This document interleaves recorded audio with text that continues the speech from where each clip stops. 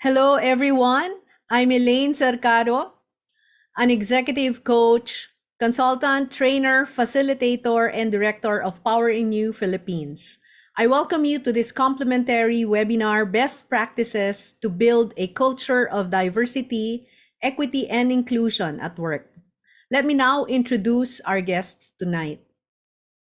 Our first guest is Bernadette Lucanas. She's a senior technical account manager for Google Cloud, and she helps customers plan and execute a cloud strategy to enable a trusted, secure, and reliable platform. Before joining Google, she has been working alongside FSI customers across Asia, Australia, and South Africa for over 15 years, enabling them to develop and execute enterprise data architecture, data governance, and data management strategies. In 2019, she was one of the keynote speakers during the Google Cloud Sydney Summit, where she presented a demo for smart analytics. Outside her normal role in Google, she's an active advocate of diversity and inclusion and contributes to empowering women and underrepresented groups both inside and outside Google. She's a diversity, equity, inclusion network lead for Google Cloud in JPAC. Outside work, she loves to spend time with her family, support local communities, and read a good book. Our next guest is Margie Pagdanganan. Margie is the APAC head of Citi Global Wealth or CGW operations. In this role, she leads Citi employees across locations in Hong Kong, Singapore, and India. She provides leadership over the delivery of operations for CGW across Asia Pacific. Margie has 30 over years of experience in varied areas of financial institutions, including internal external audit, risk and control, wealth management, transaction service, and operations and technology. Margie has been conferred the Institute of Banking and Finance 2019 Fellow Award in Wealth Management in Singapore. She is a Women Leading City alumni and is an active member in the Women's Affinity Group in the region and passionate mentor for several leaders. She sits on the board of City Trust Singapore Limited. She graduated from St. Louis University Baguio, Philippines with a degree in accounting, magna cum laude. She completed the Wealth Management Institute Masterclass in Wealth Management, IBF Level 2 and 3 in 2015. She is a certified public accountant, certified information systems auditor, certified fraud examiner, and passed the certified anti-money laundering specialist examination. She is a proud wife and mother to 3 adults who keep her much engaged and motivated. Everyone, let us welcome our guests, Burns and Margie. Good evening, Hello. everyone. Hi, Burns. Hi, Margie. I'm very Hello. honored and joyful to have you as guests tonight. Lifelong friends as well. Uh, so it's my pleasure, my honor to be here with you as our guests. Burns is based in Melbourne. So very thankful to you, Burns. You're 3 hours ahead. So it's already what time? 10 over in the evening. And of course, Margie here is based in Singapore. So thank you very much, Margie, and thank you very much, Burns. Let me get started with a conversation by launching a polling survey because we'd like to know more about our audience as well in terms of how they see DEI at the moment, DI short for diversity, equity, and inclusion. Before we go straight for that conversation that I'm sure will be very engaging and insightful for many of us. Can I ask Trina's help to just launch that polling survey? We will be asking 3 questions for our audience here in the Zoom. We are also live in FB and in YouTube. So unfortunately, this will only be in Facebook. Sorry, in Zoom. The poll suddenly went inactive, but I can put the questions and the answers, possible answers, in the chat box. Okay, all right. So somehow the polls is not working, though that was set up earlier. But um, the first question, while Trina is typing that, and I think by now you see it, is what do you associate DEI with? And there are possible answers here. One is it demographic diversity, such as gender, races, nationality, age, generation, group. The other is cognitive diversity, such as difference in perspectives, experiences, thinking styles. Third is differing abilities or disabilities.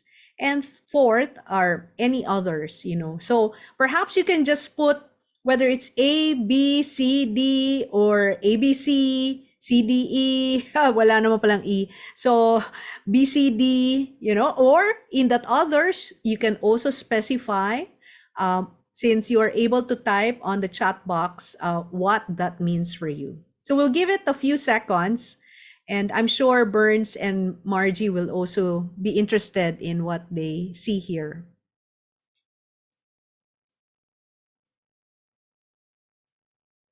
Okay, so far we're getting some answers here. We encourage everyone to just type in.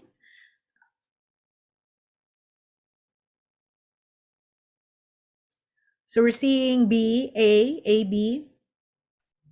So you're allowed multiple answers, of course.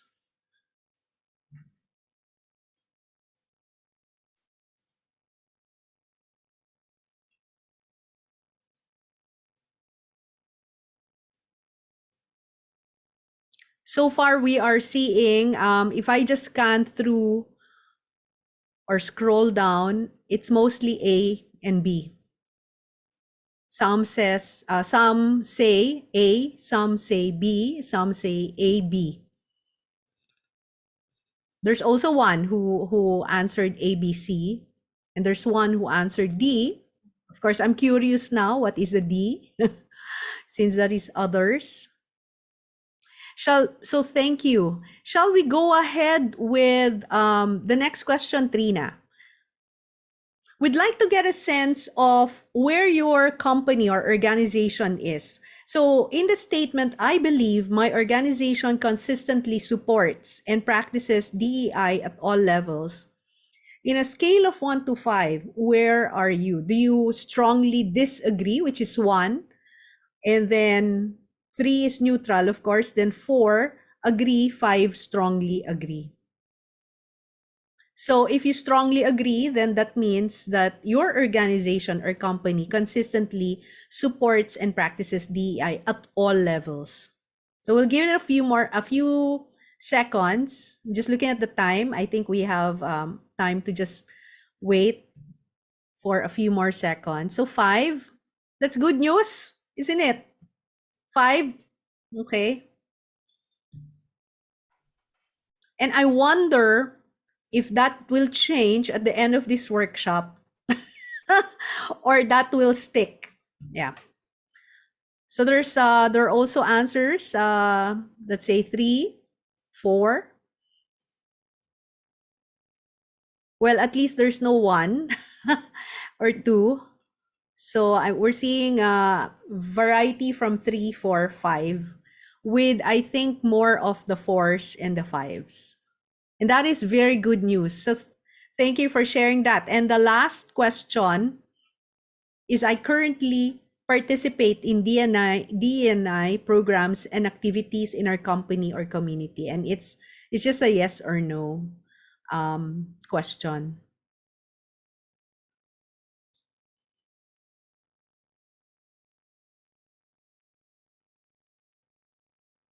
So keep typing. So there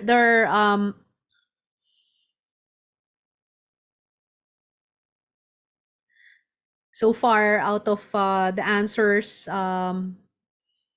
there There are more yeses, 3 out of 5, 2 out of 5 so far that I have seen. So it's a mix of yes and no. And the question refers to the individual participation.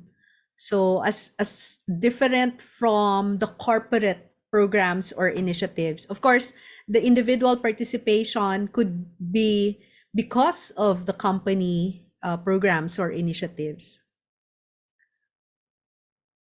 So hopefully we will get an opportunity to tally this at the end of the program, the webinar, and perhaps even post-webinar to have more analysis that we can also share with everyone who attended here, because we do email to you the recording of this.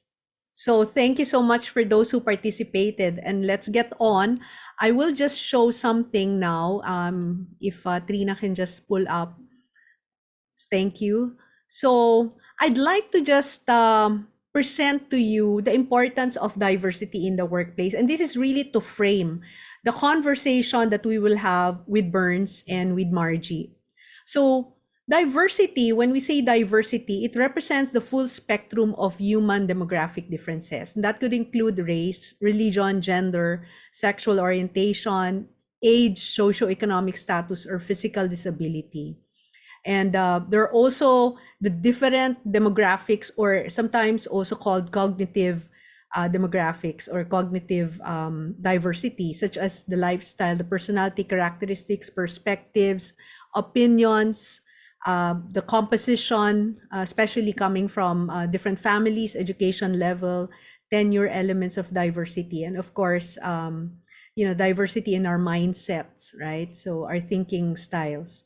And then if we just go down, Trina.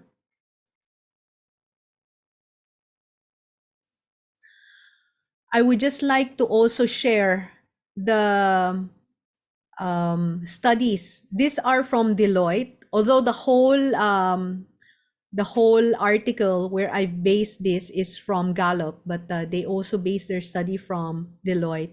55% of respondents that were surveyed by a Society for Human Resource Management survey showed that 55% were strongly agreeing that their employers' policies promote diversity and inclusion. And that is good news again. It's 55%. Moreover, 69% of executives rated this as an important issue. So this actually underscores the importance of diversity throughout the organization. It emphasizes that organization is now becoming more of a must-do rather than a nice-to-do for both ethical but also for business reasons.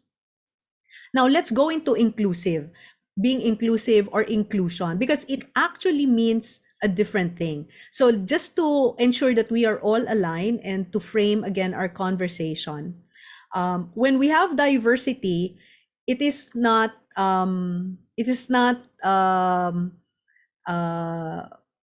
implementable as it is, in terms of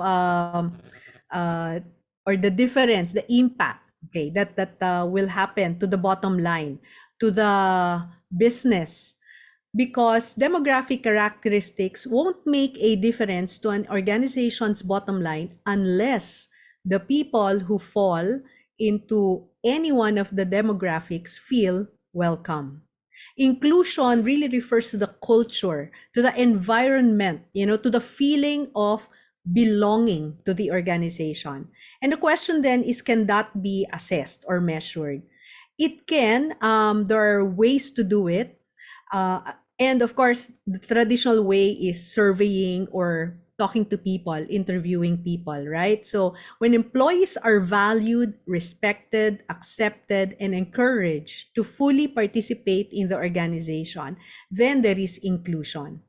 And so it is important that employees feel appreciated for their unique characteristics and are comfortable sharing their ideas and other aspects of their true and authentic selves. Now, diversity, I was saying, diversity won't stick without inclusion. According to an HBR article, diversity equals representation. So that is how they quickly defined it in one word. Now, inclusion is the crucial connection that attract diverse talents, encourage participation, foster innovation, and that could lead to business growth. Okay, so they go together. Diversity will not stick without inclusion. And finally, equity.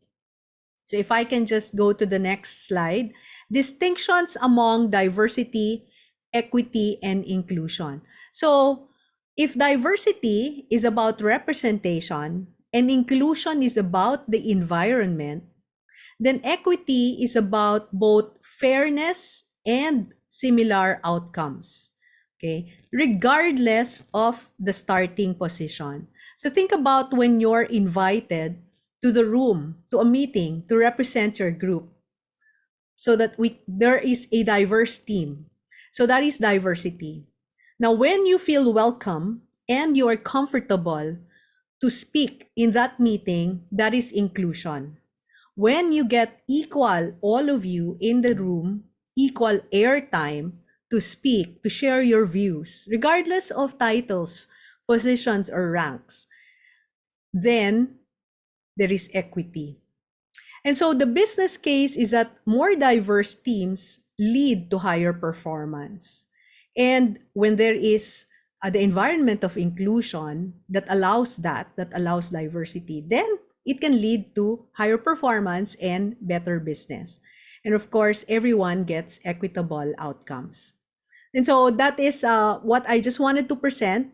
And from there, go into the conversation, just putting that at the top of our mind in terms of alignment into diversity, equity, and inclusion, definitions, and recent studies from, of course, global companies as well who have done a lot of work on this. So, okay, time for me to stop talking and ask our guests who are very, very experienced in this to tell us how you got started in this and how you started and continue to support DEI advocacy in your respective companies. May I start with Burns?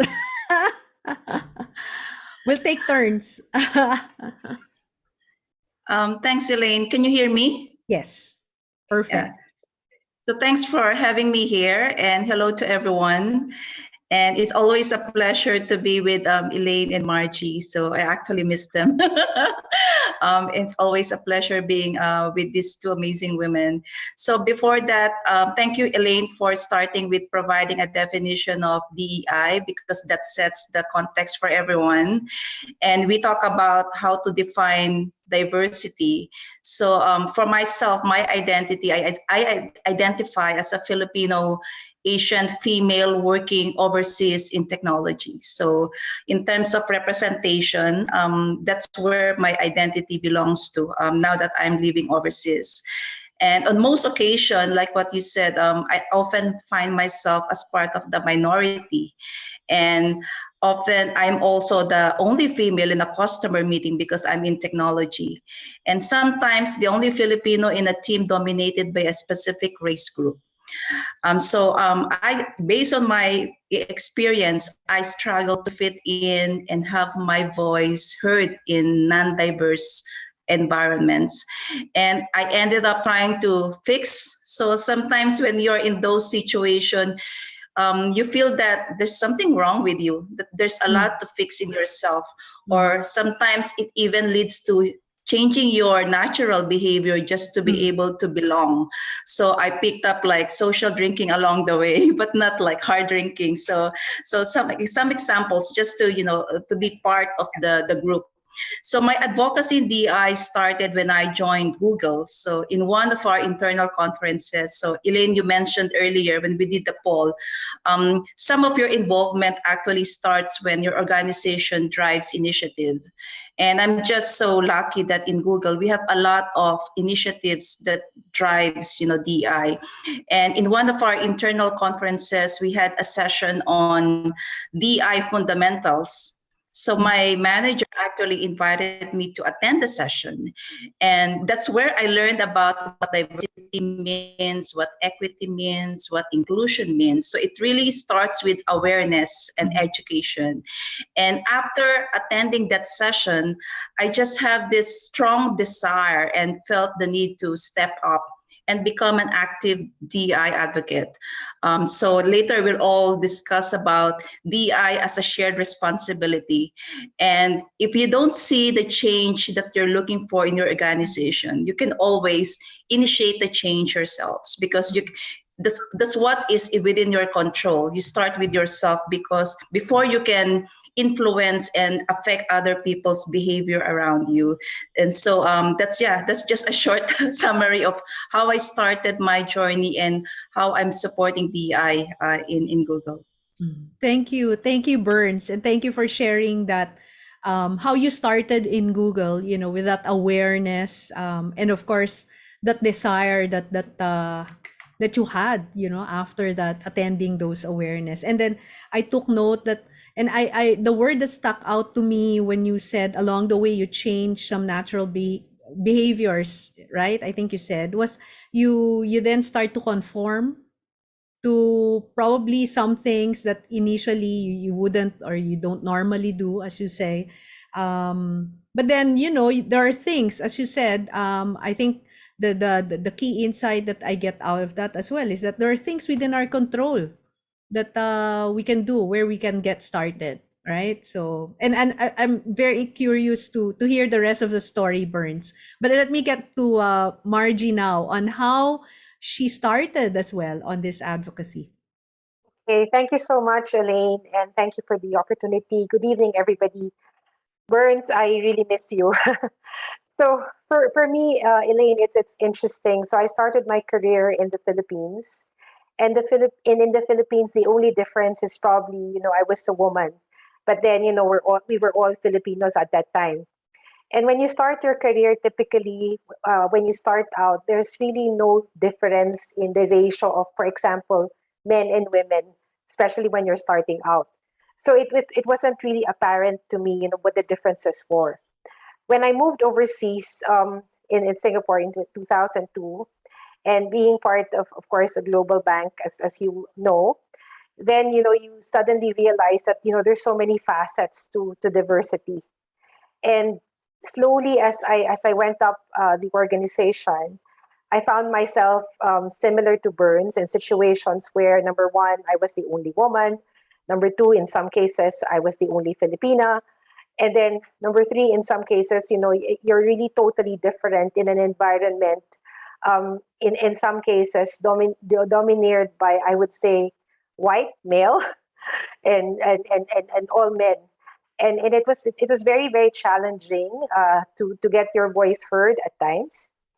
And then slowly, I've also encountered certain circumstances and situations, not necessarily in the office, but outside as well, which made me, aware and look at, the way that women were being treated, or even the way that Filipinos are being treated.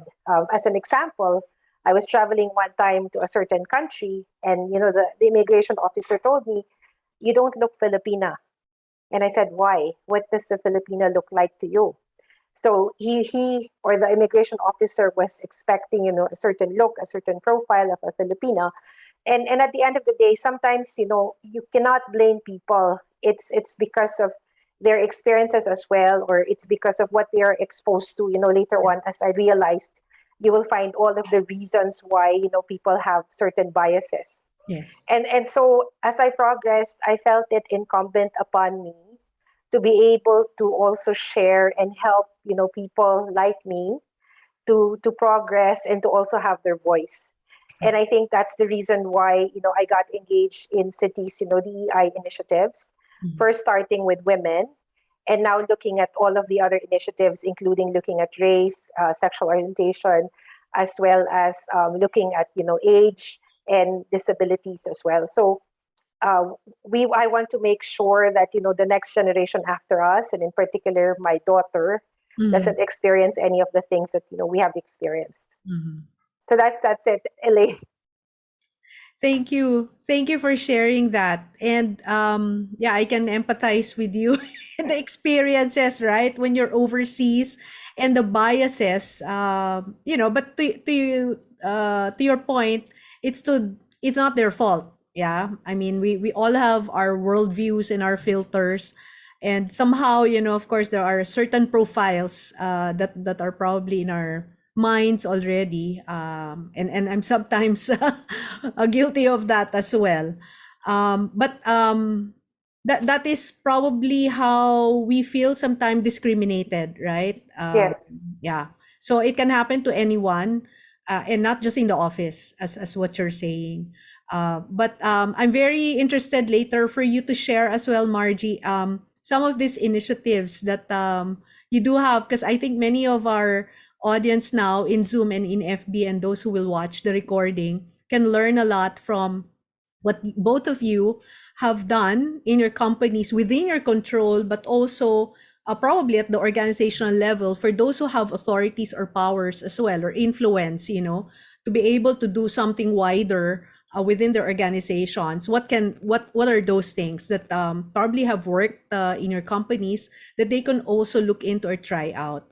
And so that brings me to the other question now of, what are those what are those practices in the workplace, before we go into probably some of the benefits, but also the challenges that will come along the way, because this will be, from what I've heard, not easy. There will be challenges. I think the discussions and or conversation about DEI have been around for some time, but when you read articles such as the ones that we have shown you earlier, it seems the needle is not moving too too far, right? So it's really inch by inch, or step by step, that we are moving. And so I'd like now to get your view, Margie. So we'll start with Margie first on what are some of these workplace practices that maybe worth considering for our participants as well. Okay, thanks, Elaine. I would say, Elaine, that first of all, it has to start with the company culture and the company policy of being intentional in setting, a diversity, equity, and inclusion policy. So that's first. Secondly, of course, it's important to measure. I'm not a fan of KPIs necessarily, or goals. However, at times it is imperative because that's what drives the behavior as well. And then, in addition to the company policy, um, in our company, for instance, we also have affinities that are, I would say, employee led. So I mentioned that, I'm part of the women's affinity, Mhm. and this is basically a group that has been formulated and supported by the company as well. Mhm. But then most of the activities are done by us as individuals, in understanding, what is the need of the demographic, what is it that we want. Um, in addition to that, the other good practices that we have is, first of all, really having a diverse slate when we're hiring, Mhm. having a diverse interview panel when we're Mm. interviewing, and then, for instance, now is the time of the year for promotions and performance. We actually also look at the statistics for promotions as well as performance. Mhm. So we look at percentages, for instance, of people who are rated well, not well, people who are being promoted, and we look at the demographics also. Mhm. And you want to make sure, I mentioned the biases, Elaine. You Mhm. want to make sure that, all of the leaders, all of the managers are trying to remove as much biases as they can. Mhm. Because, our tendency sometimes is to probably prefer people who look like us, who talk Yep. like us, And so those are some of the practices that I could see that we have done, and Yep. that has been helpful. Yes. Thank you. And that, Margie, that I think a real challenge there is that we're going against the human behavior, right? Our natural human tendencies to go with the people we like, as you said. Yes, Yeah. yes. or, Because or who think and look like us. yeah, who think like us, who look like us, right? So that, I mean, that's it's a human tendency, isn't it? So we have to overcome that, and I mean that'll be another webinar I think that we can do on Yeah, that one. actually, Elaine, unconscious bias is broader, much broader. That's right. That's right. How about you, Burns? What initiatives or programs would you say are worth looking into as well? Because you do have a few. I know that you are also leading, for JPAC and this program, the I Am Remarkable. Yes, so similar to what Margie shared, DI is actually part of the DNA of the culture of the organization. And of course, in terms of best practices, we make it as everyone's responsibility, starting from the leadership. So they do assign OKRs, even track some metrics that are assigned to each leaders. So there's really a very strong executive sponsorship. So that's one best practices that I've seen that has matured over time in Google. And then we make it a responsibility of everyone, and a special responsibility is given to managers, especially because the experiences of the employees is really very much contributed by how their managers treat them.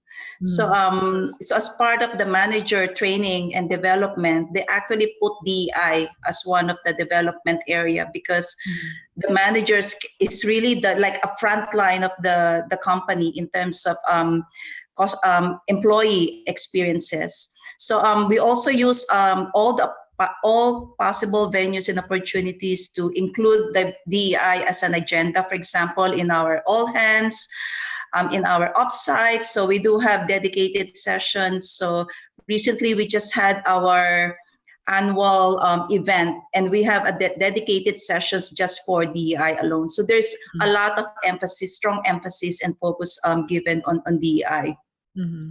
And then in terms of other best practices, so it's not just a isolated function. So there's no one team responsible for DEI. It's actually really spread across the organization. So we do have the employee engagement team. Of course, there's a team that sets the strategy and brings the expertise. So we do have people who are really full-time working on DEI. So we do have people who are expert on that space, who provides the strategy across the organization. And then each of the countries, for example, or each of the business will be responsible into adapting the strategy depending on the specific issues, because different regions, different teams will have different DI issues. So the focus will vary from one location or one team in another. And of course, we have a lot of employee resource group. We call them ERG. So it's important to build those communities where you can belong. So we do have a Filipino Googlers Network. We have Asian Googlers Network. We have Black Googlers Network. So we have different identities and different community. And I participate. Earlier we talked about affinity bias, wherein you lean towards people who are similar like you. Yep. But when you really want to practice DI, you have to associate yourself with people of different background. And so what I do personally is I also joined Black Googlers Network as an ally.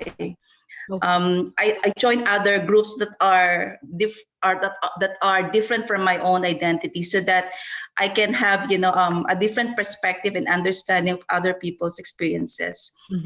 So there's always the capacity for each individual. So we are all empowered, to make a difference and be your organization's conscience So we cannot really underestimate, the efforts of individuals to put out a word to get more people involved in DI.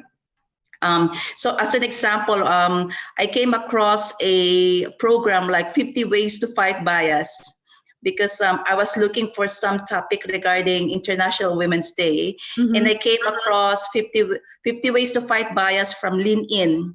Okay. And that program was not in Google at that time. So I reached out online and just made an inquiry about how to bring that program to Google.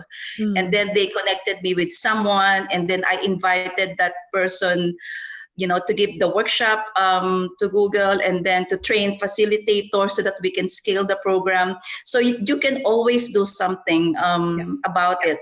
So if you see that there's no program in your organization, and you find something outside, it's always good to bring the best practices from outside and bring it to your organization. And like what you mentioned, Elaine, we also have the I Am Remarkable program, which is one way for us to equip women, to build the confidence to promote our own achievements, because we are lagging behind our peers, especially men who are so good in promoting their achievements. So that's just one of the many programs that we do. And yeah, I can go on and on, but for now, Dami. Yeah, there's a lot. There's a lot. Yeah, exciting. Yeah, it's exciting. Elaine, if I may, Yes. I just wanted to Yeah. emphasize a couple of points that Burns pointed out. Yes. I think one is allyship. Yes. So one of the things that we are doing, I think in Burns' company and in various large companies is making sure that you do get allies for the different types of affinities, be it women, be it LGBTQ, Black, in the case, or whatever it is, because again, it's important for them to understand what is going on. It's important for you to understand, the issues of all of the other groups. And then, of course, if the allies happen to be in leadership, then they become an important voice for these various groups as well.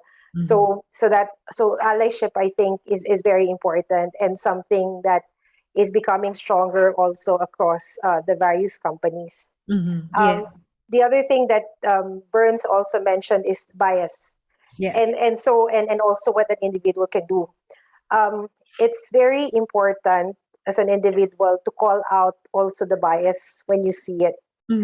So again, it depends on what the structure is in the organization. In most organizations, if it is very difficult to, let's say, face a person up front, there are also avenues for escalation, or avenues for, I would say, ethics escalation, and that also helps in calling out biases, in correcting behavior, for instance. But in some cases, it's just a gentle or informal call out, even in a meeting or after a meeting, and then you then realize that people also don't realize that they're doing it. So I just wanted to add those things, because again, I think Google is a perfect example of so many practices that they have, and I think a lot of the multinationals have those practices. But Burns also mentioned something: at the end of the day, the individual also has to act on those practices. Correct. Yes. Thank you. Thank you for that, Margie, and all the the sharing from you, Burns, about the activities, and also for that additional comment, Margie. Allyship, definitely. And I maybe we can get more information about how can that work in the organization, but not given the time constraint that we have. I'm just looking at the time. Actually, we have I think about 20 minutes to go before we close. So we will park that and probably just share more information with our audience through our usual communications, like in email or our website, on how allyship can be a form or program that can be done in the companies and supported by the company. But I've read a lot about allyship. And then, of course, what you said, affinity groups, and then the communities where you can belong. Was that the ERG, Burns? That idea of building communities where you can belong. And I was curious about, when you attended the different affinities actually, and how was that for you? I'm sure you're already well exposed, but then when you join groups like those, your perspectives and your views of things even get better, and expanded. So that'll be a very good program, calling out biases, and that will lead me actually to the next question of challenges. And of course the biases, that is something we said that are very common to us, and so perhaps we could talk more about challenges as well from here. There are programs, even the I Am Remarkable. I think we can Google that. Yeah. We can Google and talk and for That's another topic. for those in the audience, those in Zoom or Facebook who are more in or who would like to get to know more about the I Am Remarkable program, you can Google I Am Remarkable, and there's a lot of information about that. And of course, Burns and Margie, they are actually very active facilitators We and are facilitators for or I Am Remarkable. Remarkable program. But let me now go into challenges. I mean, in the context of multinational environment, of course, there are probably more programs. But then some companies may not have that. So that's I think that's one thing that I've seen also that can be a question, but also I've seen in the questions present by the registrants. And then any other challenges that you may think of, or based on your actual experiences in your organizations or even outside the organizations, as you said. Burns or Marge, any one of you? Burns first. Okay, so one that I can think of is putting the burden to the underrepresented groups to advance DI in the workplace. I remember we normally have like a yearly DI week. And when I was looking for volunteers, normally I will approach allies, to get them involved as well. And they will say, oh, but I'm not from the minority group. So sometimes some people are mistaken that DI is only for women, DI is only for the LGBTQ plus, DI is only for the underrepresented groups, but it's actually for everyone. So if you put the burden of advancing and promoting DI for all the underrepresented groups. So just imagine, you're carrying that responsibility to create awareness across the organization. So one of the real challenge is really the lack of executive sponsorship, which is actually the opposite of all the best practices that we mentioned.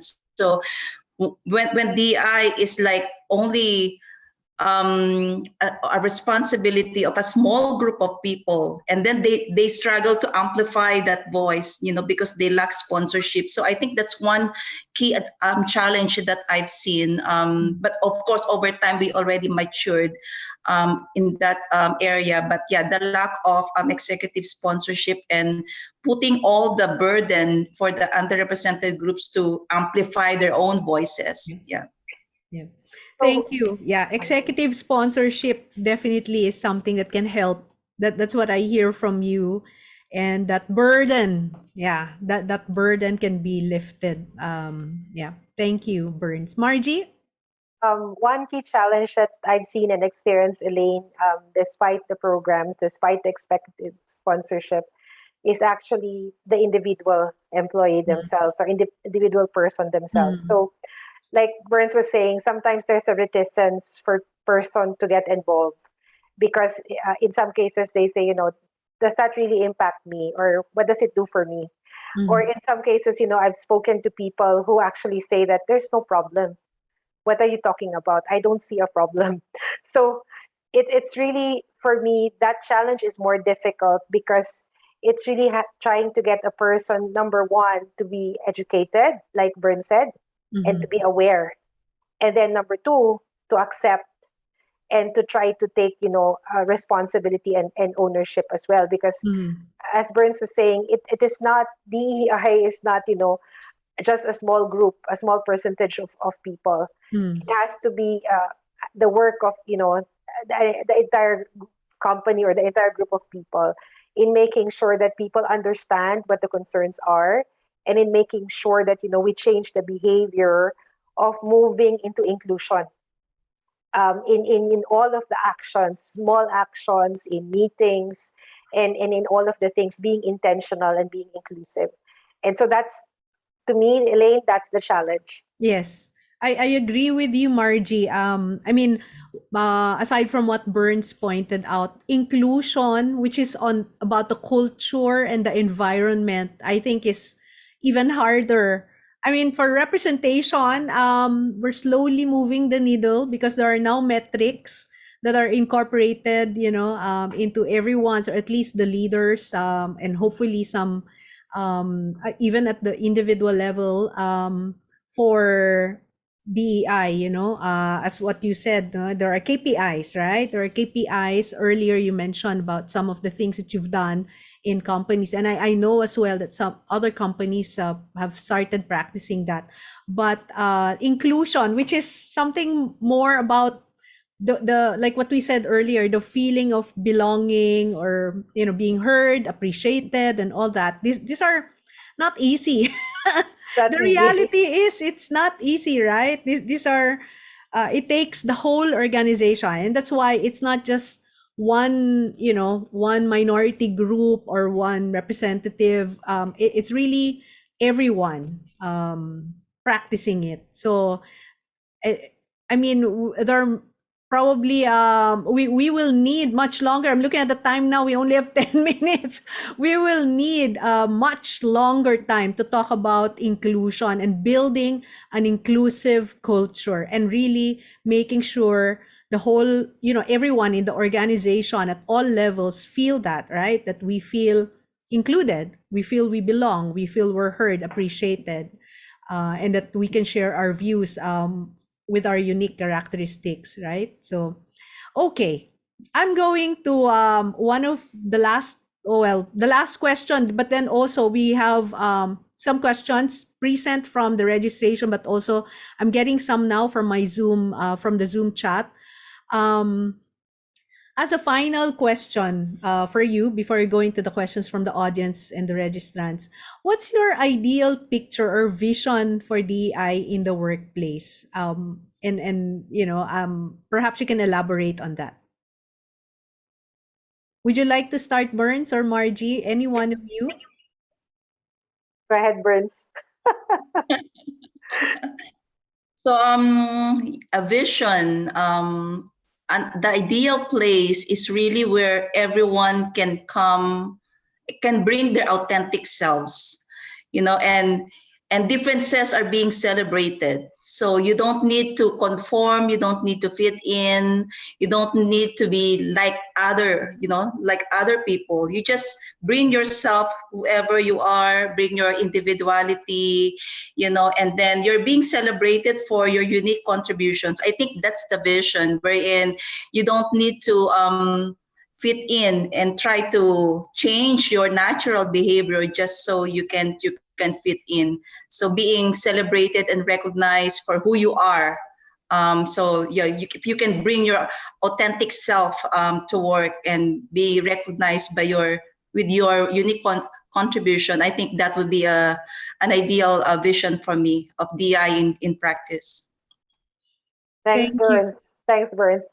I was going to smile, Elaine, because that was also the answer that I was about to give. And so my thinking really is, bringing your authentic self to work is probably something that's resonating, across many places as far as DEI is concerned. So I'll just take it a step further that, when you bring your authentic self to work, you're able to perform at your very best. And when you perform at your very best, I think you mentioned earlier that, the business imperative, business growth, the innovation, it comes out. Yeah. And so the best scenario for a truly diverse company is having, a company that is leading, a company that is, I would say, growing, a company that is earning very well and having a very, very good bottom line. So that's what, the best DEI scenario. Wow. Thank you. Thank you for that vision, the ideal place with DEI where you can bring authentic self. And that becomes then from there, that can lead to business growth. Diverse team or leading, a diverse team, but also a vibrant team, a growing business where everyone is contributing. Yeah. So, and wouldn't any organization like to have that, right? Wouldn't Absolutely. any employee would like to have that? That's a very compelling vision and compelling scenario that we hopefully will all strive to achieve. Thank you so much, Burns and Margie, for that. Yes, And so just so, yeah, I know we don't have yes, a lot of Burns. time, but then the work on DI, just like what you said, a lot of efforts has already been put into it and attention, but there's still a lot more That to can, do. yes. Yeah, so the progress is really incremental, small steps, but I think what's important is you're doing something to it. And it's not really about how much impact you have done, but small steps and having a clear vision of DI in your organization. That's right. At this point, I will close our conversation here among three of us and open it to the question. And we probably have just a few minutes for a couple of questions. And I'll select from one from the pre-sent questions and one from the chat. And unfortunately, because of the lack of time, but we'll probably extend for a couple of minutes because we showed some videos as well in the beginning. We will try to answer some of the questions and send by email to the registrants, okay? To those who asked the questions, but also to those who registered who might not have attended Zoom, but will watch the recording. So if I were to just pick one at the moment, what if the culture in your company is not aligned with your values? What should you do? So that is one question. I just picked that out randomly, actually. Yeah, because I'll take that, okay. Elaine. I'll take that, Elaine. So I think that's something, in my view, that's quite fundamental to you as a person when you talk about, values. Um, and I think that's very basic for every individual. And I'll give an example. So I used to be in audit, and as an auditor, integrity and telling the truth is very important to me. And being able to tell the truth is very important to me. So I attended an industry meeting, and in that industry meeting, I met another person, an individual who was also an auditor in another firm. And that person told me that, uh, when there was something wrong, he or she could not actually tell it because he or she was afraid that he or she would lose his job. Um, so my feeling then was that, if that is the environment that I was at, then it's probably an environment where I couldn't be and I shouldn't be in. So therefore, my advice, of course, to this individual is not leave, but it depends on what is it that's not aligned with your values, and also if it's something that can be changeable, or if it's something that it can change, like like for example, if it's a DEI practice and they just want to start a DEI practice, fine. But if something that is more fundamental, that really goes against the To the grain core. of your beliefs and your values, then maybe it's time to look elsewhere. Yes, I agree. That is at the core, right? So yeah, definitely very important. The values alignment, culture, and of course with that the cultural alignment. And I'd like to read one. Thank you for that, Marge. I'd like to read one question. Okay. One question. Do you this is a long one. I'll read it. Okay. Do you find that due to the highly diverse regionalistic nature and the presence of subcultures across provinces with different dialects in the Philippines, that possibly many local companies are below the needle in pursuing DEI? Do you feel that Filipinos have a long way to go in implementing this because of our natural behavior to segregate and possibly profile others? Any That's comment? that's a tough one. Yes. Yeah, but then we also recognize that language can be a barrier. So not just in the Philippines, so even, for example, overseas, because we have a lot of migrant workers. So not everyone in the company are English native speakers. And we need to be mindful that, some people, for example, I always explain that if you're not a natural native English speaker, you're still processing, all the information in your head. So That's there right. are times where you can just speak out on the moment. You need to process and even translate and you even have to translate in your mind what you're going to talk about. So we recognize that language is a barrier, and I think I'm hearing some background noise. But Okay. so just being mindful that if there are non-native speakers, for example, in the Philippines we talk in Tagalog, and not everyone are native Tagalog speakers. So if some of our conferences we have translators, so we even encourage everyone to take language courses within Google for free, just to encourage being adapting to that environment. So I think it is a barrier, a language barrier everywhere. So we just need to be mindful that when even telling jokes, Yep. some jokes might be offensive Yes. in one so it's just being mindful of, we have inclusive language actually in Google, so there are words that we cannot use. So for example, we remove the words blacklisting and whitelisting because they're very racial. So now we change those languages into allow listing. So we do have some guidelines in the company about inclusive languages, even the use of guys. Hello, guys. So it's not very inclusive. So we normally use folks. So we actually are mindful of the languages. So I think Yeah. we can do some work in terms of inclusive languages that is more inclusive of Yeah. other groups. So very sometimes it's all those subtleties, those little Correct. things that we can do. Yeah, Margie. Yeah, you Yeah, wanted to say something? I just wanted to add, Elaine, because I think the question was talking specifically about, we Filipinos and how we profile. For example, if I'm from Pampanga, if I'm from Baguio, if you're from here, and this is how Yeah. you are, and this is how you speak.